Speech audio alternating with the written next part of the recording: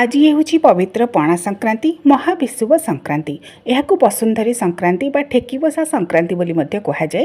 यही दिन स्वतंत्र भाव में पणा प्रस्तुत करी तुलसी चौरा मूले तथा समस्त देवदेवी को पूजा करा जाए। चैत्र मासर मंगलवार मानक माँ मंगला को जेपरी भाव में चैती पणा समर्पित करा जाए सेहीपरि भाव में महाविषुव संक्रांति बा पणा संक्रांति दिन स्वतंत्र भाव में बेलपणा बा छतुपणा बा विभिन्न प्रकार फल छेना कदली ये सब को पकाई स्वतंत्र भाव में पणा को प्रस्तुत करा जाए। तेबे बेलपणा जितेबाला प्रस्तुत करुँच पाचिला बेल सहित कदली छेना नड़िया गोलमरीच किछि अदा कोरा ये सब को पकाइबे तापर चीनी पकाइबे कई गुड़े बेलपणा को प्रस्तुत करिथांती।